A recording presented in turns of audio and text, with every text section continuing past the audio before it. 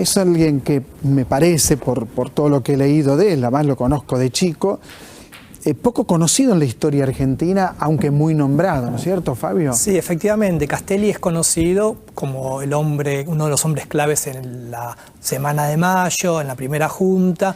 Forma parte de una especie de tríada de tres personajes que es Castelli, Moreno y Monteagudo, ¿no? Como el grupo jacobino, y queda como muy opacado por la figura de Moreno, que tiene como mucho mayores estudios sobre su persona, sobre su historia, sobre su accionar, sobre sus textos. Y ahí Castelli queda un poco opacado frente a ¿Sabés lo que me pasó cuando leí la biografía? La biografía me pareció estupenda.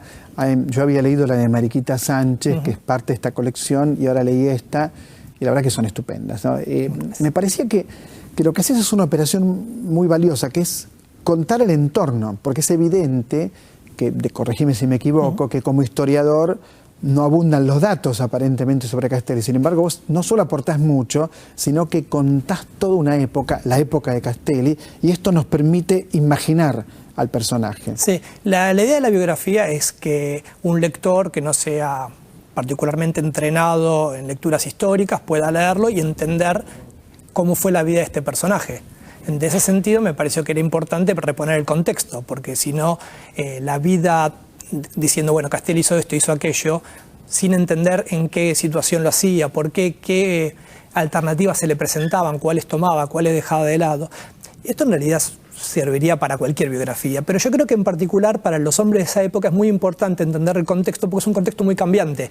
Las coyunturas van cambiando muy rápidamente. Por ejemplo, los alineamientos de España con Francia e Inglaterra van cambiando. Cambia de semana a semana. Yo en tu libro aprendí, por ejemplo, la idea de coronar a la infanta Carlota como representante de la corona por ser hermana, decime si me equivoco, de Fernando VII. Esto lo aprendí en tu libro. También aprendí que en realidad en mayo era servir al rey. Lo que pasa es que estaba Napoleón allí presente, entonces no era tanta independencia. Sin embargo, paralelamente se gesta un movimiento revolucionario. Ahora, pensaba en una de las medidas más famosas, quizás la única, muy conocida y antipática, que es el fusilamiento de Liniers. Y cuando leí tu libro entendí, no compartí obviamente, en realidad no comparto que fusilen a nadie, pero entendí el porqué. Ahora, esa medida lo pone a Castelli en un lugar muy particular, ¿no es cierto? Sí. Porque era un héroe de las invasiones inglesas. Exacto. Sí, en realidad es uno de los temas uno de los temas debatidos en torno a la Revolución de Mayo. El fusilamiento de Liniers es muy importante por el hecho del fusilamiento en sí, pero también porque yo creo que marca un antes y un después. O sea, quienes participaron, y la medida la tomó toda la Junta, o sea, Castelli asumió la responsabilidad, pero la decisión la tomó toda la Junta, salvo Alberti, que como era clérigo, no quería firmar una pena de muerte, pero bueno, de hecho lo estaba avalando, porque no se retiró de la Junta. Todos sabían que de ahí en adelante solo quedaba vencer, no había lugar para acuerdos, para componendas. Entonces es un momento clave de la revolución, que había sido un movimiento tranquilo, un cambio de gobierno, el virrey depuesto, la creación de una nueva junta, pero que no había generado movimientos bélicos.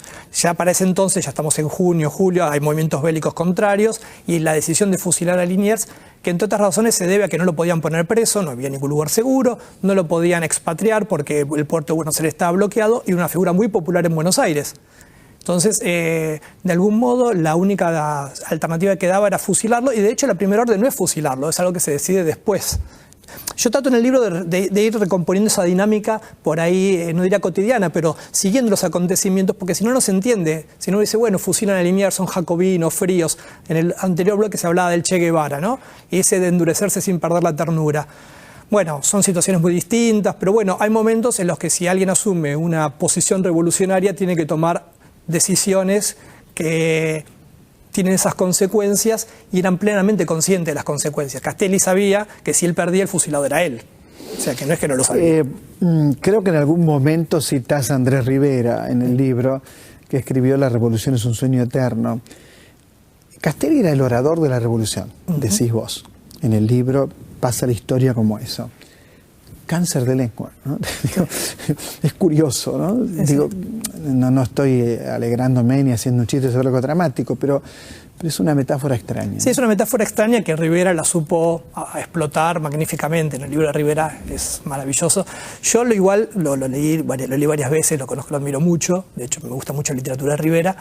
Pero cuando escribí el libro traté de obviar absolutamente a Rivera, porque efectivamente, aparte como lo reconoce y lo dice el propio Rivera, no se trata de un texto sobre la historia de Castelli exactamente, no es otro tipo de intervención que toma, y ahí yo después, veía cómo Rivera sí leyó mucho sobre Castelli, pero está pensando en otras cosas, está pensando más en el siglo XX, está pensando más en Lenin, en Trotsky, está pensando en otras cosas.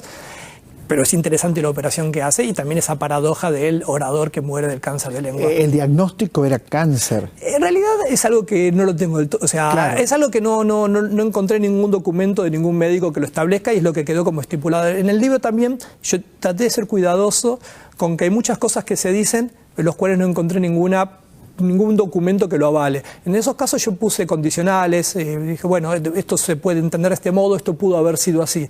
Por ejemplo, me parece magnífica la última frase que se le atribuye antes de morir, que para mí no creo que sea cierta, pero me parece que es magnífico para cerrarla, que es que escribe en un papel: si ves el futuro, dile que no venga. Estamos hablando de un revolucionario. Que dice que si ves el futuro, dile que no venga. Es un momento muy dramático, no solo por el cáncer que él tiene o por la enfermedad de la boca que él tiene en 1812, sino está siendo procesado, su hija se había casado con un saavedrista, en todos los planos de su vida. Es alguien que había conocido una apoteosis y estaba en el ocaso, y todo fue en muy poco tiempo. Y en ese sentido me parece una figura interesante porque representa de algún modo una idea que está muy presente en las revoluciones y en la revolución de ese periodo, sobre todo, que es que la revolución se devora a sus hijos. Se ve Saturno devorando a sus propios hijos, que es una metáfora que viene de la Revolución Francesa y se usó mucho también para esta revolución. Uno ve cómo van cayendo aquellos que fueron los primeros, y no solo él, porque también cuando él cae, también cae Saavedra, que era su enemigo. Y después nunca logró llegar a ser esa figura tan importante que había sido. Uno ve que hay una dinámica, y yo en el libro trato con la participación, a través de la participación de Castelli en esos acontecimientos, ver la dinámica y ver las razones y cuáles son las causas por las cuales se producen los enfrentamientos y todo eso. Fabio, ¿tenés alguna hipótesis de por qué hay pocos documentos sobre Castelli? ¿Hay alguna teoría al respecto? Yo descubrí algo que un poco me avergüenza porque lo descubrí al final del libro, es que no hay documentos privados, cartas, muy pocas, son todos documentos públicos. Parece que Castelli tenía un archivo que cuando fue la derrota de Huaki, la retirada fue penosa. En realidad la gran derrota no fue la derrota militar, sino la retirada, que fue un desastre en términos... Y ahí se pierde, esto está en el libro. Y ahí se pierde. Después, tiempo después, apareció una parte del archivo que lo tuvo un erudito boliviano de fin del siglo XIX, Gabriel Reina Moreno, muy importante, y hubo un incendio en Santiago de Chile. Yo no tengo en claro tampoco qué documentos había ahí, o sea que tampoco sé si habría mucho más. Pero es llamativo porque a Castelli se le atribuyen tantas cosas que no haya más correspondencia privada, ¿no? Que eso es lo que le permite a Rivera hacer cosas fantásticas. O sea, donde yo no puedo llegar como historiador, claro. Es la ficción. Que produce otro tipo de verdad, ya no la verdad como adecuación, decir lo que es de lo que es, sino producir una verdad. Debe ser emocionante ver el documento original. Sí. Yo nunca he tenido esos placeres, pero debe ser fuerte. Sí, lo es y es fuerte a veces ver la letra, ver una letra firme, una letra temblorosa. Ustedes tienen acceso a eso. Nosotros tenemos acceso a eso. Yo igual en este libro trabajé poco con documentos originales porque hay pocos y aparte los pocos que hay han sido editados. Para mí, o sea, algunos los fui a ver porque quería corroborar. Una de las cuestiones que tienen que ver con mi trabajo es ver muchas veces las cosas van pasando de generación y pasan mal. Y el que cometió el primer error sigue pasando. Y en la era de Internet y del acceso fácil, esos errores se amplifican mucho. Entonces traté de ser sobre todo muy cuidadoso con los datos. Algo que, de nuevo, puede parecer como muy obvio, es mi oficio, pero traté de ser muy cuidadoso y también situando bien las fechas, porque para entender esta dinámica que va cambiando tanto, por ejemplo, él está en el Alto Perú, pero entre una correspondencia de Buenos Aires al Alto Perú es un mes. Entonces, algo que se decide en Buenos Aires, él se entera un mes más tarde. En el medio tomó una decisión que puede ir en contra de lo que se tomó en Buenos Aires. Entonces, si uno no tiene claro eso, o las decisiones tomadas en España, que son 2 o 3 meses. Se tardan meses en llegar. Fabio Wasserman, te felicito realmente por la biografía de Castelli, es muy buena, se lee con muchísimo interés para quien no es historiador también. Muchas gracias. Gracias por la invitación. Muchas gracias. A leer, señores, a descubrir un personaje, a descubrir un mundo y a descubrir una época. Enseguida regresamos.